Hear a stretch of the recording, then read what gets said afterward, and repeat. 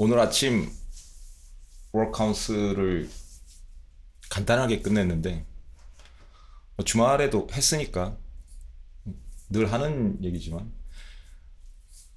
워크카운스에 참여하는 모형은 저의 모사들은 엔트로피의 클로드, 아퍼스 4.6, 오픈 AI의 GPT 5.2 Thinking, 아직 5.3은 코덱스만 나왔기 때문에 여전히 5.2 Thinking이고요.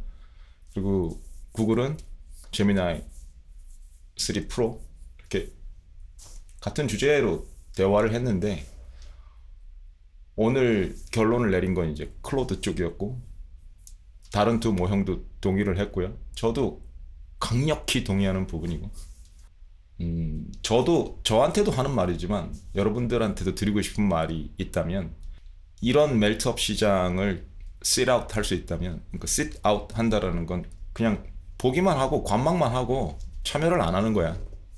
패스 할 수 있다면 간단하게 얘기하면 남은 여생 아무리 적극적으로 투자를 하신다고 해도 와이프 아웃 리스크 있잖아요.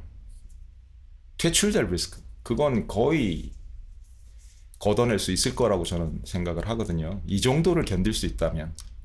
왜냐면 이거보다 심하기는 어려워 시장이. 그러니까 여러분들이 흔히 듣는 과거에 수많은 사람들을 퇴출시켰던 그 이벤트들이 있잖아요. 블랙스완에 해당하는 이벤트들이 굉장히 많은데 그 중에 대표적으로 알고 있는 게 이제 닷컴 그리고 금융위기 이런 것들이 있잖아요.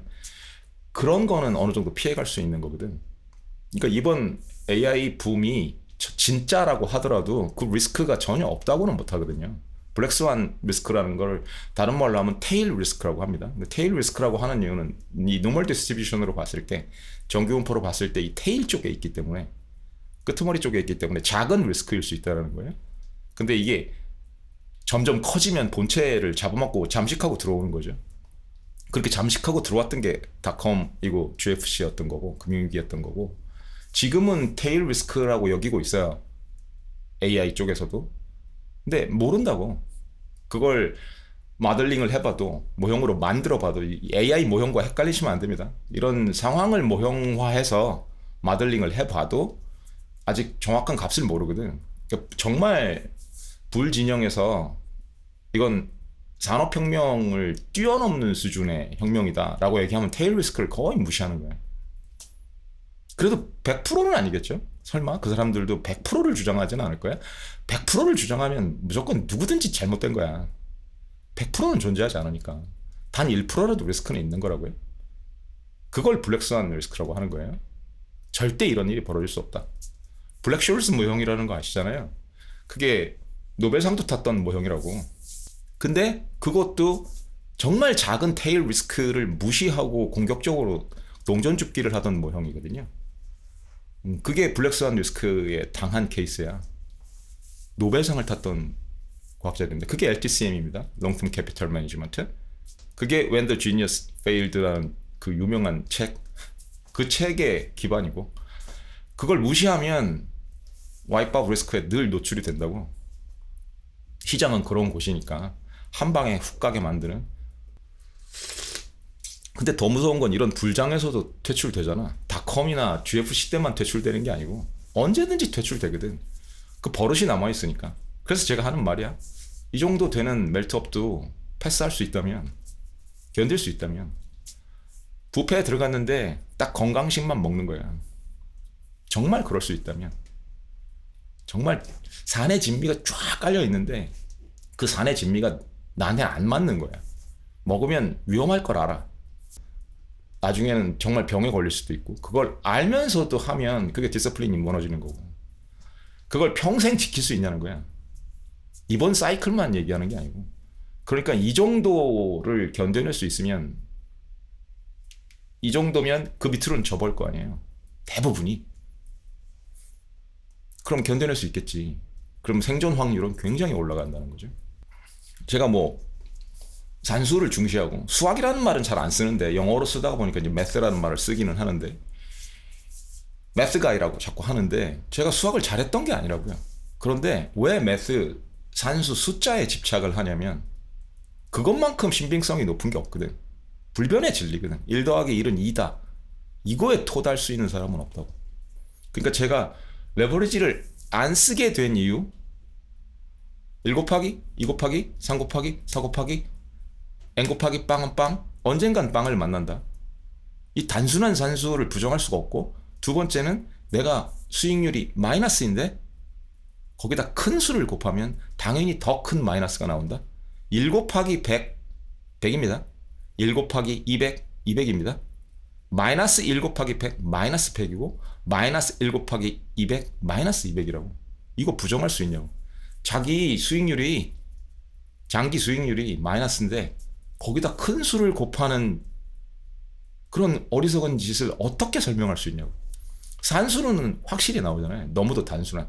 그래서 어려운 산수를 하지도 않아. 그래서 제가 수학이라는 말보단 산수라는 말을 좋아하는 거야. 우리말로. 더 단순해야 되니까. 이건 불변이어야 되고 누구도 토를 달 수 없는 거여야 되니까 그런 간단한 사례를 만들어내는 거라고. 나만의 방정식을. 토달 수 없는. 나도 토달 수 없고 누구도 토달 수 없는. 그래야 부정할 수 없으니까. 그게 디스플린의 기본인데 그래도 흔들리잖아요, 인간이. 큰 길을 가야 되는데 나를 이끌어주는 노스스타가 있다고. 그걸 향해서 가야 되는데 그래도 흔들리게 만드는 게 시장이라고. 현혹되게 만드는 게 시장이고. 그렇게 현혹이 될 때마다 나를 잡아주는 건 노스스타라고. 가장 큰 노스스타가 숫자예요. 산수. 저게 맞다라는 걸, 이 길이 맞다라는 걸 나한테 계속 리마인드 시켜주는 게 숫자니까. 미래라는 것도 100%는 없다고요. 세상에 100%라는 건 당연히 아무것도 100%라는 건 존재할 수가 없는데 특히 미래를 예측하는 건 예측이잖아요. 근데 대부분이 이걸 이미 리어뷰 미러에 있는 백미러로 보는 과거처럼 얘기를 한다고. 이럴 거다라고. 이럴 거다라는 건 100%가 아니라는 뜻이야. 하나의 시나리오일 뿐이고, 그러니까 영어로 얘기를 해도 it is likely, it is probable 다 가능성일 뿐이거든요. 대표적인 불리시한 그 언니 계시잖아요. 캐티 우드. 아크 인베스트먼트. 아크 인베스트먼트가 시나리오를 짤 때도 주가를 산출할 때도 웨이티드 에버리지로 짜는 겁니다. 시나리오를 쭉 짜고 불리시 케이스가 있으면 몇 퍼센트 가능성이, 그리고 베어리시 케이스가 있으면 몇 퍼센트, 완전히 워스트 케이스는 뭐 몇 퍼센트, 이런 식으로 해서 그걸 가중평균 내는 거거든요. 가중평균이 누가 봐도 가장 이성적인 방법이야. 숫자로 봤을 때, 스태티스티컬리 봤을 때, 통계적으로 봤을 때도 가장 이상적인 방법인데 대부분 어떻게 해요? 내가 올인을 한다? 100%라고 그건. 그러니까 100% 신뢰 수준이라고 얘기를 하는 거야. 세상에 100% 신뢰 수준이라는 게 어딨냐고. 어떤 여론조사에서 100% 신뢰 수준이라고 얘기를 하던가요? 유의 수준이라는 게 늘 있다고. 알파라고 하는 거. significant level. 다른 말로는 알파라고 하는 거고. 그 알파가 정교분포로 따지면 테일 리스크인 거고. 어차피 신뢰 수준 얘기할 때 정교분포를 얘기하는 거거든요. 가능성의 정교분포를 봤을 때 테일 리스크가 존재를 한다고. 1%만 존재를 해도 그게 왜 무섭냐? 100번 중에 한 번은 퇴출되니까. 그 정도로 무서운 와이프아웃 리스크가 거기 존재를 하니까. 근데 이게 정말 1%냐고요. 그게 더 무섭지. 100번에 한 번이면 그래도 어떻게 비벼볼 만한데 95% 신뢰 수준이면 100번에 5번이에요. 90% 신뢰 수준이면 알파가 10이기 때문에 100번에 10번? 10번에 한 번으로 떨어지죠. 확률이. 10번에 한 번 여러분이 베팅을 했을 때, 투자를 했을 때 10번에 한 번쯤은 퇴출될 리스크를 감수해야 된다 라고 하면 하시겠냐고. 그런데 자꾸 이렇게 현혹이 되다 보면 불 진영에서만 얘기를 하는 거나 아니면 반대 케이스도 있어요. 베어 진영에서 얘기하는 거나 양쪽을 다 웨이티드 에버리지로 봐야 되는데 한쪽을 너무 맹신을 하게 되면 100% 신뢰 수준으로 간다고. 아무 해칭도 없이. 그래서 퇴출되는 거라고. 더 무서운 건 여기다가 레버리지까지 끌어다 쓰면 그 테일 리스크를 폭증시키는 거잖아요. 그게 보이냐는 거예요. 이게 선명하게 보여야 내가 세워놓은 그 플레이북, thesis, 나만의 투자 병법, 이걸 지켜나갈 수 있는 거라고. 그게 1차적인 거라고. 그래서 제가 선명한 사고라고 하는 거예요. 그 3대 덕목이라고 예전에도 강조를 했던 부분 있잖아요. 무지의 인정. 내가 모른다. 겸손하게 출발을 하는 거야. 겸허하게. 내가 모를 수 있다. 이것도 똑같아. 100%라는 게 없으니까. 내가 아무리 오래 공부하고 연구하고 경험을 했어도 모르는 부분이 있을 거다라는 걸 인정을 하는 거야. 그래서 가급적 선명하게 만들어야 된다고. 빼박 증거들을 찾아야 되고 나만의 산수로 나만의 방정식을 만들지 못하면 모른다. 그 다음 단계로 선명한 사고를 해야 되는 거고. 선명해지잖아요? 그러면 고민할 게 없어진다고. 노르스타가 생긴 거야. 그 방향으로 가기만 하면 돼. 그래서 평정심이 생긴다. 제가 지금 이 단계에서도 적극적으로 공격적으로 떼돈을 벌어야겠다 이러고 발을 안 담그는 이유가, 안 담글 수 있는 이유가, 평정심을 유지할 수 있는 이유가 처음에는 무지의 인정이고, 두 번째 선명한 사고를 이렇게 하고 있기 때문에 테일 리스크가 있다는 걸 알고, 그 테일 리스크 때문에 내가 퇴출될 수 있다는 가능성을 알고 있기 때문에 평정심을 유지할 수 있는 거야. 그런데도 흔들린다고. 흔들릴 때마다 뭐를 해? 워크 카운슬을 하는 거야. 이렇게 요즘 좋잖아. 모형들도 좋고. 얘네들이랑 숫자를 계속 얘기하는 거로, 가능성을 얘기하고 통계를 얘기하고. 그러려면 얘네들이랑 대화가 돼야겠죠. 대화가 되는 수준이어야 돼. 주군이 대화가 되는 수준이어야 된다. 요즘 모형들이 좋으니까 오해를 해서 모형들한테 물어보고 답을 받으면 평정심을 유지할 수 있다. 그건 아니라고. 아는 십장이 부려먹어야 된다. 주군도 그만큼 알아야 되는 거야. 그러니까 관중이 불가하옵니다 라고 말을 하면 왜 불가하다 그러는지 주군이 이해를 해야 돼. 제갈량이 이래야 된다 하면 왜 그래야 되는지 이해를 해야 되고, 방통이 그래도 이해를 해야 되고, 방통이 아무리 방통이지만 천하를 얻을 수 있는 두 모사, 방통, 제갈량이었다고. 그 당시에 유비는 그 둘 다 얻었었어. 근데 천하를 못 얻었어. 그러니까 방통을 얻든 제갈량을 얻든 거의 같은 레벨에서 생각을 할 수 있어야 된다. 그래서 산수, 통계, 역사, 그리고 어느 정도의 기술적인 지식, 엔지니어링 지식, 이런 건 계속 쌓아나가고 다져나가야 되는 거야. 그래야 얘네들이랑 대화가 돼.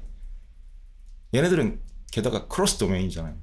제가 늘 강조하는 호라이즌을 넓혀라고 했을 때 가장 이상적인 애들이에요.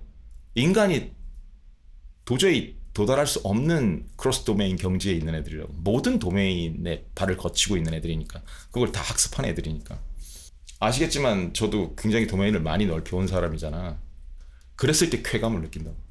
얘네들이랑 얘기를 할 때 어느 분야랑 얘기를 해도, 어느 분야에 들어가서 얘기를 해도 사람이랑 대화를 할 때는 아무리 비슷한 레벨의 인텔리전트 빙이라고 해도, 지식인이라고 해도 분명히 모자라는 부분이 있어요. 제가 모자라는 부분이 있고 상대가 모자라는 부분이 있고. 그래서 안 맞는다고 잘.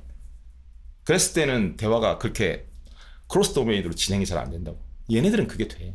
그랬을 때 쾌감을 느낀다고. 아무 말이나 질러대도 알아듣고, 얘네들이 질러대는 것도 내가 알아듣을 수 있고, 못 알아듣으면 다시 물어봐서 도메인을 넓히면 되는 거고. 그게 정말 쾌감이거든요. 그래서 그 공통 분모를 끄집어냈을 때 얘네들 더 너칭을 할 수 있는 거고. 그랬을 때 모형들이, 이 세 개 모형이 조금씩 의견이 다른 부분은 있을 수도 있지만, 방통과 제갈량도 의견이 다른 부분이 있었듯이 그럴 수 있지만 부정하지 않는 것들이 있거든요. 웨이티드 에버리지 같은 걸 부정하지는 않는다고. 테일 리스크 같은 걸 부정하지는 않는다고. 100%라는 게 존재하지 않는다, 이런 말도 부정하지 않는다고. 통계에 어떻게 100%가 있느냐. 그게 얼마나 재밌는 얘기냐고요. 이 정규분포라는 그림을, 벨 커브라는 걸 보신 적이 있겠지만, 있으셔야 되는데 있겠지만, 이 테일이라는 이쪽이 붙지 않습니다. 안 붙어 있어요. 그래서 99.9999999를 수렴할 뿐이지 안 붙어 있다고. 그래서 100이라는 게 존재할 수가 없어. 100에 수렴할 뿐이야. 이것도 옛날에도 계속 말씀을 드렸었는데 기억을 하실지 모르겠어. 0.9999999의 무한소수는 1과 같다. 그 1이라는 소실점을 향해서 계속 향하고 있으니까 얘는 1과 같은 거지. 제 상식으로는 그렇게 이해를 하는 거고, 수학적으로도 증명할 수 있어요. 그건 저한테 증명해달라고 그러지 말고 프란티엄 모형한테 증명해달라고 하세요. 0.9999로 이어지는 무한소수는 1과 같거든요. 그러니까 이 친구들이랑 얘기를 할 때도, 이 모사들이랑 얘기를 할 때, 워크 카운슬을 할 때도 그 부분은 부정할 수가 없으니까 셋 다 동의를 한다고요. 웨이티드 에버리지라는 거. 그럼 간단하게 생각을 해보자고. 그냥 AI 붐이 100%가 아니잖아. 아무리 지금 AI 불 말을 들어준다고 해도 100%일 수가 없잖아. 근데 만약에 내가 지금 AI 부음에 편승을 해서 올인을 했다면 와이프아웃 리스크를, 퇴출 리스크를 가져가는 거라고. 테일 리스크가 있는데 왜 퇴출이라고 하냐면 올인을 했으니까. 만약에 이게 닷컴이나 GFC 수준으로 망가질 리스크가 조금이라도 있다면 어디까지 망가질지 아무도 모르거든요. 그리고 그 상황에서 여러분이 어떤 행동을 할지도 모르는 거야. 왜냐면 여기서 벌써 비이성적인 행동을 했잖아. 테일 리스크를 무시했으니까. 그런데 자기 시스가 무너진 건데, 그러면 불 시스가 무너진 건데 그 상황에서 이성적인 행동을 할 거다라고 생각할 수가 없다고. 그게 디서플린이에요. 하나를 보면 열을 안다. 옛 어른들 말 그런 거 하나도 없다. 그게 통계라고. 역사 통계적인 상식이라고. 여기서 한번 비이성적인 행동을 했으면 더 안 좋은 상황에서는 더 비이성적인 행동을 할 거라는 걸 보는 거라고. 지금 이런 상황에서도 그래도 알파 유의 수준을 신경 쓰면서 해칭을 했던 사람들이라면 그런 상황이 벌어져도, 진짜 테일 리스크가 펼쳐져도 이성적인 행동을 할 가능성이 크겠죠. 그런 상식적인 얘기를 하는 거야. 늘 그런 상식적인 얘기로 자기를 설득하는 거예요. 그럼 내가 설득이 된다고. 그런 사람이라면. 그렇게 이성적이고 상식적인 사람은 쉽게 설득이 돼요. 상식은 상식으로 설득할 수 있으니까. 산수나 마찬가지니까. 그럼 생각해 보자고. 진짜로 산수로만 생각을 해보자고. 제일 많이 쓰는 말이 지금 AI 붐이 Industrial Revolution, 산업혁명보다도 더 큰 일이다, 인류 역사상. 오케이 하자고. 야구로 따지면 1, 2, 3 이닝 중에 하나다. 아직도 많이 남았다, 즐길 여유가. 그럼 여유가 남았다는 거잖아. 테일 리스크를 줄이면서 확인을 하면서 나중에 그걸 리턴을 향유할 수 있는 시간도 많을 거 아니에요. 왜 지금 포모를 이렇게 하냐는 거예요. 테일 리스크가 여전히 크게 존재를 하는데. 런웨이라는 말도 쓰거든.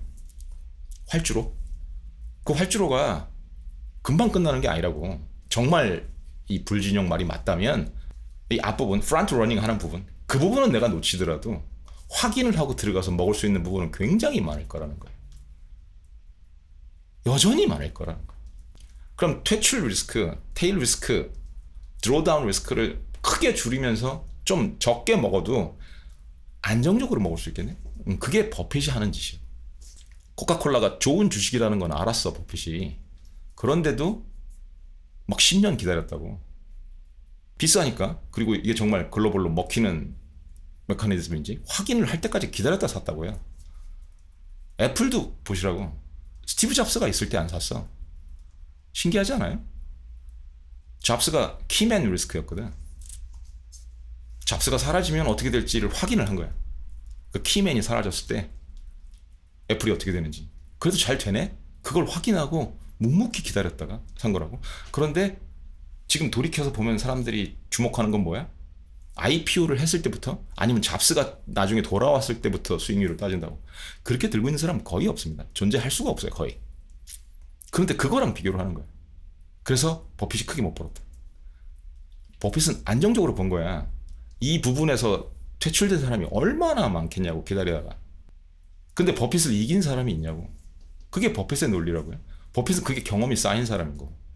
디서플린은 좋은 결과가, 자기가 그 디서플린을 지킴으로써 좋은 결과가 계속 쌓이면 단단해질 수밖에 없어요. 자연스럽게. 저도 그래서 믿는 거예요. 내가 늘 보고 왔던 그 노르트스타가 맞더라는 거예요.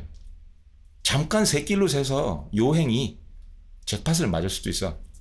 근데 그게 꾸준하진 않더라는 거예요. 서스테이너블 하지 않더라는 거예요. 언젠가는 비슷한 짓을 해서 잃기도 하고 그거보다 더 크게 잃기도 하고 비기너스 럭일 수도 있고 그러더라는 거예요. 상식을 따라서 꾸준히 가는 게 훨씬 빠르고 탄탄하게 투자를 해나가는 방법이라는 거예요. 근데 이게 투자만 그러냐고요. 다른 분야도 다 마찬가지잖아. 어저께 마눌님이랑 카페에서도 한 얘기인데 그냥 상식이라고. 좋은 결과가 나오면 운동을 해도 마찬가지라고. 제가 처음 몸짱 프로젝트라는 걸 해서 몸을 만들었을 때 복근이 나오고 그랬을 때 평생 처음 해본 거거든, 그게. 근데 그 어느 거보다도, 어느 방법보다도 효과가 좋았어. 그럼 다음번에 어떻게 할까요? 또 그런 느낌이 올 때, 몸을 만들어야겠다는 느낌이 올 때 그 방법을 따르겠지. 확실했으니까. 지금도 그래서 좀 몸이 이상하다 싶으면 운동 프로그램을 짜는데 계속 그 방법으로 짜는 거예요. 상식적으로. 유행하는 다이어트 방법 이런 거 안 합니다. 유행이잖아. 패드잖아. 근데 내가 운동하는 방법이나 단순한 식이요법 이런 거는 오래 타임 테스티드 팩트라고. 과학이고. 얼마나 웃기냐면 이 운동에 관해서는 20세기 초에 정립된 이론이 지금까지 그냥 오는 거예요. 나머지는 다 패드야. 바뀐 적이 없어. 그런데도 수많은 다이어트 방법이나 운동 방법들이 유행을 한다고. 그래도 난 상식을 믿어. 그래서 틀린 적이 없거든. 손해본 적이 없고. 그리고 나이가 이쯤 되면 다른 걸 시도해볼 이유가 사라져야 돼. 수없이 해왔잖아. 이 상식적인 길이 맞는다는 걸 알고. 그럼 이 AI 붐도 마찬가지인 거라고. 불진영이 맞다라고 생각을 해도 나중에 진짜 맞다는 걸 확인을 하고 들어가도 충분히 먹을 게 남아있을 거라는 거야. 인터넷 혁명도 보세요. 지금까지도 인터넷 혁명은 이어지고 있는 거야. 먹을 거 많았어. 근데 몇 개나 살아남았냐고. 아마존이 과연 살아남은 걸까요? 그것도 오해를 하시는데 닷컴 시절에 아마존이 살아남은 걸로 10년 넘게 돈을 못 벌었습니다. 아마존이. 그 비즈니스 모델로는. 아마존이 실제로 돈을 번 건 AWS야. 아마존 웹 서비스. 클라우드 컴퓨팅 그걸로 벌기 시작한 거예요. 실제로 돈을 번 건. 그게 무서운 거라고. 아마존을 인터넷 혁명 하나 믿고 포모를 해서 쥐고 끝까지 장투를 하겠다고 들고 갔던 사람들이 실제로 돈을 번 건 그때 티시스가 아니고 나중에 만들어진 AWS 이후에 만들어진 티시스로 돈을 번 거라고. 그게 얼마나 무서운 얘기냐. 그럼 그거 확인하고 들어가는 게 훨씬 나았던 거잖아요. 아마존이 팽의 일부로서 대접을 받을 때 그때 들어간 사람이 많이 번 거야. 저는 닷컴 때는 투자를 안 했어요. 그때는 사업을 하고 있었지. 그래서 분위기는 알아. 어땠는지. 정말 난리도 아니었거든. 그 정도 비이성적인 걸 아마 그 시절을 안 살아본 분들은 모를 거야. 그 정도였어. 저도 아마존에서 좀 큰 수익을 얻었었는데 아시는 분은 아시겠지만 팽으로 포트를 짰었으니까. 근데 그게 닷컴 때 티시스는 아니라고. 아마존만의 그 이후에 티시스가 있었어. 그걸 보고 투자를 한 거였거든요. 팽이 다 그랬으니까. 그럼 굳이 포모를 안 했어도 나중에 많이 먹은 거잖아. 근데 닷컴 때 박살났을 때 만약에 들어갔다. 닷컴 때 박살난 이후에 들어갔다 하면 저보다 수익률이 굉장히 높겠죠. 만약에 계속 쥐고 있었으면. 그때부터 따지면. 시장에서 여러분들한테 던지는 그 현혹의 문구들은 그런 거라고. $10,000를 이때부터 투자를 해서 들고 왔다면 이런 말도 안 되는 가정을 하거든. 하인드 사이트니까. 그럼 그렇게 해서 망한 기업들은 어떻게 되는데 왜 그런 건 비교를 안 해줘? 서바이벌십 바이어스잖아요. 살아남은 애들만 가지고 하는 거라고. 얼마나 많은 애들이 퇴출됐는데. 걔네들이 퇴출되면 거기에 투자했던 사람들도 퇴출되는 거니까. 저도 티시스를 계속 수정을 해나가니까 지금은 한 8대2 정도 되거든요. 그렇다고 해서 그 20% 부분이 AI 붐에 베팅을 하는 게 아니야. 내 80% 확신에 대한 해칭이라고 그랬잖아요. 그 부분에 대해서도 그 20% 내에서도 버크셔가 대부분이고 그냥 시장에 발을 담그는 것 자체가 아직은 리스크라고 생각을 하는 것뿐이야. 고평가 단계라고 생각을 하기 때문에. 버크셔도 현금을 만땅으로 들고 있는데 내가 뭐라고 라고 생각을 하는 거죠. 그래서 지금 포지션이 20%를 아직 시장에 발을 담그고 있지만 거의 10% 이상이 버크셔거든요. 그러니까 먹는 것 지금 이 멜트업이 계속 된다고 그래도 먹는 것도 별로 없지만 잃는 건 거의 없어요. 그럴 거라고 생각을 하는 거예요. 만약에 시장이 무너져? 그럼 버크셔도 무너질 거기 때문에 그 20% 포트는 망가지겠죠. 80%는 찡찡하게 살아있는 거고. 난 퇴출될 리스크는 거의 제로에 가까워. 그런데도 퇴출될 리스크가 제로라고는 안 하죠. 세상에 완벽한 건 없으니까. 그럼 이것도 크게 큰 그림으로 시나리오를 생각을 해보자고. 내가 옳았어. 회의적인 게 맞았어. 그럼 제가 80% 쪽에서 맞은 거잖아요. 그러면 시장이 드로다운이 심각하게 벌어졌을 때 거의 GFC나 닷컴 수준으로 간다. 그럼 저는 크게 벌 수 있다고. 크게 잃지 않으면서 안정적으로 벌 수도 있고, 그건 또 시나리오 따라 다르겠지만. 근데 AI 붐 쪽으로 갔어. 진짜 이건 원스 인 어 라이프타임이었어. 원스 인 어 라이프타임 정도가 아니고 인류 역사상 처음 있는 일이야 그게. 만약에 진짜 그러면 원샷을 한다면, 만약에 그렇게 간다면 내가 잃을까 과연? 저 포지션으로도 충분히 먹어야 돼. 그러면 저 포지션만으로도 굉장히 큰 수익을 얻어야 됩니다. 포지션은 20%지만 어지간한 사람 올인한 거보다 규모가 클 수 있거든요. 종잣돈 자체가 베이스가 다르니까. regret tax라고 하죠. 아, 올인을 했으면 이만큼 먹었을 텐데 라는 그 후에 그 정도, 미련? 그 정도가 나한테 텍스로 남는 거지. 버는 데는 지장이 없어요. 큰 욕심을 안 부린다는 전제로. 그것도 디서플린이니까. 내가 안정적으로 포트를 운영한 대가를 치러야 하는 거니까. 제가 극단적으로 말씀을 드리면 블랙스완 리스크라는 거를 0.1%라고 본다면 1000분의 1이에요. 근데 그렇게 얘기를 하면 안 와닿을 수 있어. 근데 앞에 1000개의 알약이 있어. 이 중에 여러분 보고 하나만 집어서 먹으라고 하는 거야. 근데 그게 독약일 수 있어. 즉사, 청산가리 수준이야. 다른 약을 먹었을 땐 그 청산가리가 아니고 나머지 999개 중에 하나를 고르면 큰 수익을 얻을 수 있어. 그걸 먹겠냐고. 안 먹는 사람들도 있을 거야. 먹는 사람도 있을 거고. 근데 많은 사람이 먹는다고 할 수 있어. 근데 이게 블랙스완 리스크인 거고, 그걸 테일 리스크, 아주 극단적인 테일 리스크라고 하는 거고, 이게 점점 잠식해 들어오면 그 알약 개수가 달라진다. 지금 수준에서 정말 블랙스완 리스크 정도냐는 거야. 블랙스완 이벤트 정도야. 이 AI 리스크가. 그렇게 생각을 하면 베팅을 하는 거고, 아니라고 하면 해칭을 해야 된다는 거야. 이제 알약이 한 10개쯤 될 수도 있고 100개쯤 될 수도 있어. 그러면 청산가리 알약이 100개쯤 되면 10개 중에 하나를 먹었는데 즉사할 수 있다는 거야. 극단적으로 얘기를 하면. 그럼 좀 삘이 오실 거야. 근데 만약에 제가 80%는 스캡티컬하다고, 회의적이라고 얘기를 하면 그 알약이 8개 정도 된다는 뜻이에요. 10개 중에 2개 정도만 수익을 줄 수 있는 알약이라는 거지. 그랬을 때 집어 드시겠냐고. 그런 생각을 하냐는 거예요. 시장을 그런 식으로 바라봐야 되는데 너무 안이하게 바라보면, 특히 불장이 계속되면 밖에서 지켜보기만 하던 사람들은 그런 유혹을 받기가 쉬워요. 실제 이 카지노 안에서 벌어지는 일을 모르기 때문에, 못 봤기 때문에. 그것도 서바이버십 바이어스거든. 계속 테이블에 앉아서 베팅을 하는 사람들만 보는 거야. 여기서 퇴출된 사람들을 보질 못하고, 하우스 꽁짓돈 쓰다가 퇴출된 사람들, 이런 사람들을 못 보는 거야. 이미 카지노 밖으로 끌려 나갔으니까. 그러니까 들어오면 그냥 그래도 안정적으로 크게 잃지는 않겠지라고 끌려 들어오는 거라고. 살아남은 자들만 베팅을 하고 있는데, 그 시장에서 제일 먼저 지켜야 할 디서플린이 뭘까요? 살아남는 거라고. 버는 게 아니고. 일단 살아남아야 버는 행위를 지속할 수 있거든. 살아남지 못한다? 다 부질없는 소리야. 그러니까 오늘 워크카운슬을 했을 때도 간단한 질문을 해봤거든요.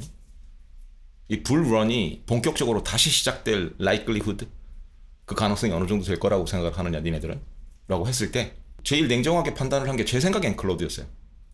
GPT는 좀 더 낙관적으로 봤고, 제미나이도 클로드랑 좀 비슷했고. 그래서 올해만 봤을 때 2026년 정도 단기적으로 봤을 때, 장기로 가면 누가 예측을 해도 그건 좀 돗자리 까는 거니까, 그렇게 생각을 했을 때 풀 불런, 본격적으로 또 한번 레그업을 하는 거, 그렇게 봤을 때 클로드가 예측을 한 건, 어퍼스 4.6이 예측을 한 건 한 15% 정도 가능성. grinding sideways, 옆으로 기는 거, 이거는 35%. 이게 베이스 케이스인 거예요, 얘한테는. 그리고 correction then recovery, 이것도 얘 베이스 케이스인 거고, 조정을 받고 회복하는 거. 그 다음에 serious drawdown, 굉장히 심하게 떨어지는 거, 그게 또 한 15% 정도 되고, crash, 닷컴이나 GFC 쪽으로 가는 거죠. 그건 이제 5% 정도. 이게 5%잖아. 테일 리스크가 1%도 아니고 얘는 지금 5% 정도로 보는 거야. 그러면 나머지를 다 퉁쳐도 저랑 어느 정도 부합하잖아요. 왜냐면 serious drawdown하고 crash를 합치면 20%라고. 나머지가 80%인 거고. 그래도 크게 잃지는 않는, 똔똔이라도 치는 게 correction then recovery니까. 이게 80%라고요. 나머지 개박살 날 수 있다가 20%인 거고. 알약이 10개 중에 2개는 정상가리라는 거예요. 그런데도 그냥 막 달려들어? 그럴 순 없잖아. 제가 동의를 하거든. 이게 옳고 그름의 문제가 아니라고 그랬어. 저도 이렇게 믿고 있기 때문에 얘네들이랑 모사들이랑 얘기를 했을 때 나도 그렇게 생각한다. 니네들도 그렇게 생각하냐. 이렇게 해서 동의를 한 거잖아. 그럼 거기에 맞춰서 그게 나의 thesis 거고 나의 디스플린인 거야. 그쪽을 향해서 가야 되는 거야. 그럼 가중평균을 해야 될 거 아니야. 근데 지금 만약에 올인을 해갖고 포모를 느껴서 체이스를 한다? 그럼 풀 블루런 15%짜리 라이클리후드에다가 배팅을 하는 거로. 정반대죠. 늘 어떤 식이어야 되냐면 지금 15%, 35%, 30%, 15%, 5% 이거 있으면 이걸 웨이티드 에버리지로 자기 투자할 수 있는 종잣돈에다 곱해야 되는 거거든. 훨씬 더 보수적으로 할 거면 아예 현금은 떼놓고 얘기를 해야 돼. 그걸 지킬 수 있냐는 거야. 이런 상황에서도. 오늘 들어가도 며칠 내에 따블이 날 수 있는 그런 카지노판이 벌어지고 있는데 내가 견딜 수 있냐고. 그래서 하는 말이에요. 이번 이런 분위기를 견딜 수 있으면 sit out 할 수 있으면 어떤 것도 견딜 수 있을 거다. 그럼 살아남을 수는 있을 거거든요. 크게 벌지는 못하더라도 꾸준히 살아남아서 벌 기회를 누릴 수는 있을 거다. 그렇게 말씀을 드리는 거예요. 전 AI도 그렇게 봐요. 그러니까 이성적으로 생각했을 때 2번이 그런 테스트를 하는 기회라는 거야. 누구한테든.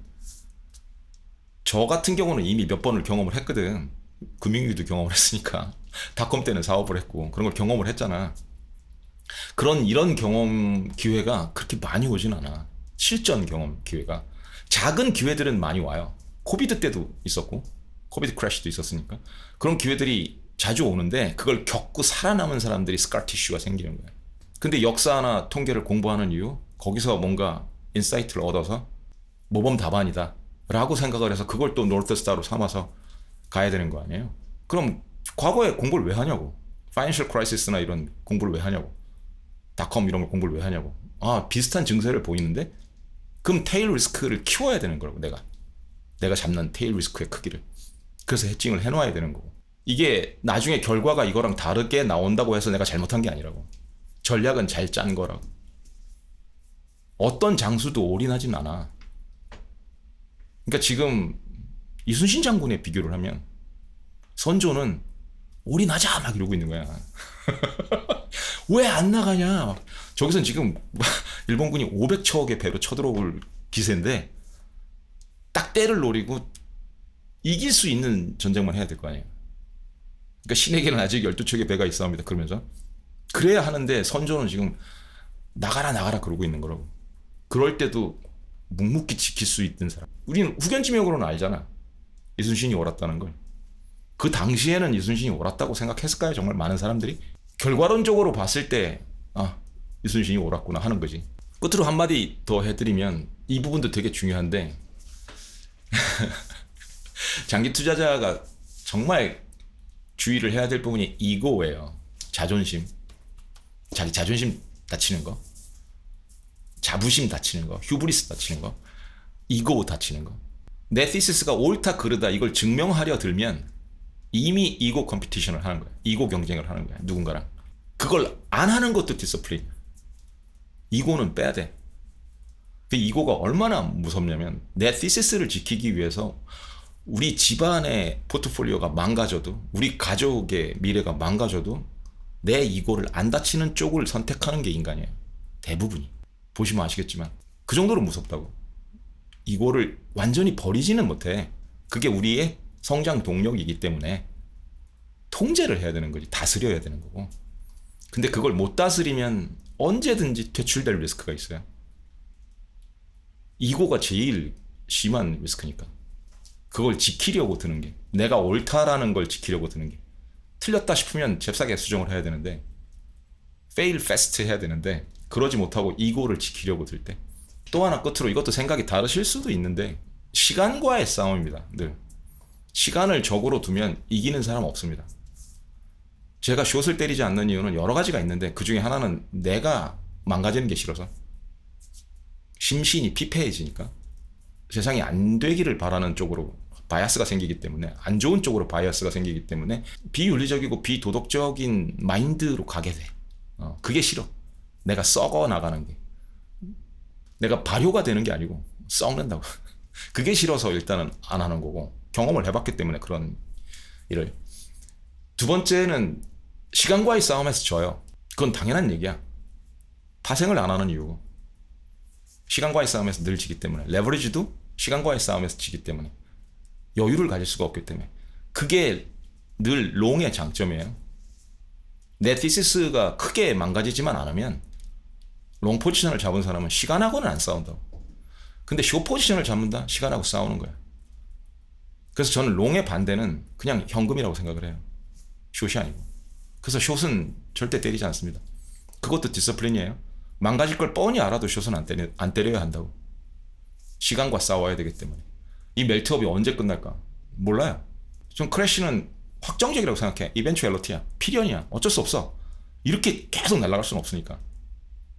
어떤 시절에도 그런 적은 없어요.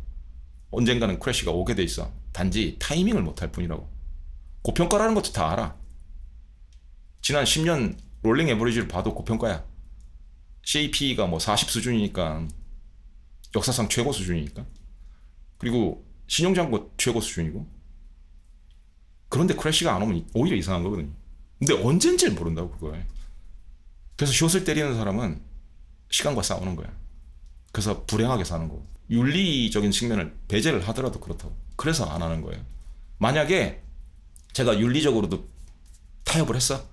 그리고 만기가 없는 숏을 때릴 수 있다? 그러면 때릴지도 몰라.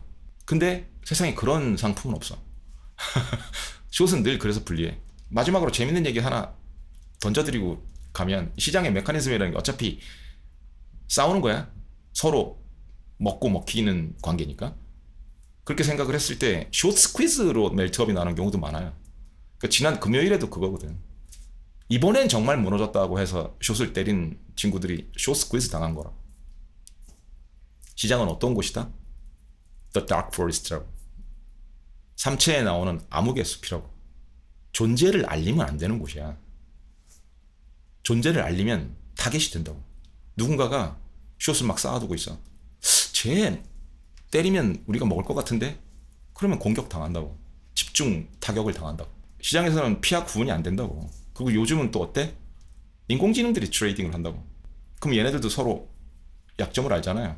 데이터를 그렇게 분석을 하는 거고. 제가 그래서 X의 포지션을 알리고 그러는 걸 좋은 방법이 아니라고 말씀을 드리는 거고.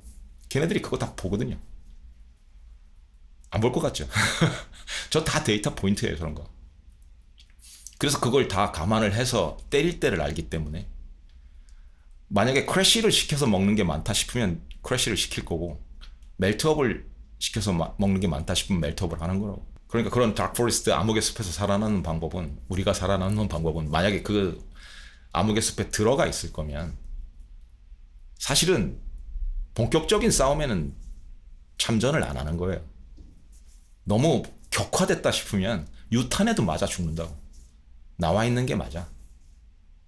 특히 개인 투자자들은. 그래서 걱정되는 부분이 또 그게 하나가 있다고. AI들이 트레이딩을 하고 있는데 그게 어떤 결과를 낳을지 저도 가늠을 못 하겠거든. 옛날에 없던 변수거든요. 옛날에 시스템 트레이딩은 있어도 AI 트레이딩은 없었거든. 이게 어떤 결과로 이어질까? 한 가지는 알아. 역사 통계적으로 봤을 때 좋은 결과는 아닐 거야. 그건 감을 잡잖아요. 언제일지 모를 뿐이야. 그 규모를 모를 뿐이고. 근데 좀 아미너스한 부분이 있잖아. 불길한 부분들이 있잖아. 과거에 없었던 이런 리스크들, 테일 리스크에 해당하는 요인들이 테일 리스크를 막 이렇게 부풀리고 있다고. AI도 GFC 때 없었다고. 닷컴 때 없었고. 위험 요인들 중에 크립토도 없었고. 그리고 온 세상 사람들이 이렇게 달려드는 상황도 과거에는 없었다고. 섹터 스페시픽 했지. 지금처럼 글로벌로 모든 사람들이, 마지널 바이어가 거의 없을 정도로, 옆집 또우리의 친구까지 이렇게 달려드는 시장. 게다가 여기서 지금 참전해서 싸우고 있는데 전쟁을 벌이는 애들 중에 막 AI들이 돌아다니네. 정밀 타격을 해가면서. 이런 상황은 저도 본 적이 없거든요. 그럼 이게 좋아 보여? 해피엔딩일까? 이 영화가? 예전에 비슷한 영화들을 많이 봤는데, 재난 영화들을, 이게 해피엔딩일까? 좀 그때보다 더 블록버스터야. 그것만 다른 거야. 그래서 불안하다고. 이런 불길한 심정이, 불길한 기운이 다 테일 리스크에서 오는 거거든. 그 테일 리스크가 옛날에는 좀 작아 보였는데 점점 커지면서 본체를, 이 리스크의 전기공포의 본체를 잠식해 나가는 기분이라고. 오를수록 기분이 좋은 게 아니고, 그 불안감이 불식되는 게 아니고 더 커지고 있다. 그러면 적어도 해칭을 더 크게 해야겠죠. 그러니까 여러분들이 가는 길에 노스스타가 같은 노스스타를 보고 있는지를 생각을 해야 돼. 나는 어느 진영인가? 그리고 내가 지금 바라보고 가는 길이 옳은 길인가를 자기를 설득할 수 있으면 계속 가면 되는 거고, 긴가민가 계속 그러잖아? 그럼 수정해 나가야 되는 거야. 근데 그 수정을 하는 이유가 뭐냐는 거지. 정말 산수가 뒷받침되는 설득력 있는 논리로 자기가 설득을 당해서 스위칭을 하는 건지. 그러니까 그 답은 자기만 알 수 있다고. 저마다 다른데 자꾸 누구한테 묻지 마. 그 사람이 바라보는 노스스타하고 큰 방향은 비슷할 수 있어도 가는 길은 다 달라. 가는 속도도 다르고. 제가 60이 다 됐고 제가 경험한 부분이 다르고 저의 도메인이 다르고 여러분들이랑 같을 수가 없다고. 가는 길이 다르다고. 여건도 다르고. 저는 자식도 없어요. 굉장히 큰 변수입니다. 그러니까 여러분들이 저랑 생각이 일치하면 좀 이상한 거야. 완전히 일치를 하면 다른 부분이 있어야 되는 거고, 여러분들만의 여건이 있을 테니까, 변수들이, 다른 변수들이 있을 테니까 그걸 또 감안을 해야 되니까, 그게 다 뭐다? 웨이티드 에버리지를 해야 되는 변수들이라고, 시나리오들이고, 그걸 안 하고 한쪽에 몰빵을 하면 그 테일 리스크에 잘려 나갈 거라고, 퇴출될 거라고. 자기 디서플린을 강화해 나가면서 꾸준히 지킨다는 게 쉬운 일 아니잖아요. 근데 그걸 쉽게 만들어주는 게 상식이고, 그 상식이 빼박이면, 움직일 수 없는 상식이면, 내가 아무리 유혹이 강해져도 그 상식을 믿을 수 있을 정도로 1 더하기 1은 2다. 마이너스 숫자에 큰 수를 곱하면 마이너스다. 더 큰 마이너스가 나온다. 1 곱하기 2 곱하기 3 곱하기 4 곱하기 n 곱하기 빵은 빵이다. 이런 거. 그런 믿음이 있으면 훨씬 지켜나가기 쉽다고. 그럼 그걸 늘려나가면 될 거 아니야. 나의 구멍을 막아줄 그런 방정식들을 찾아내 보시라고. 그게 비빌 때가 되고 기댈 때가 되는 거야. 내가 흔들릴 때. 디스플린은 그렇게 다져나가면서 지켜나가는 거예요. 그러셨으면 좋겠어요.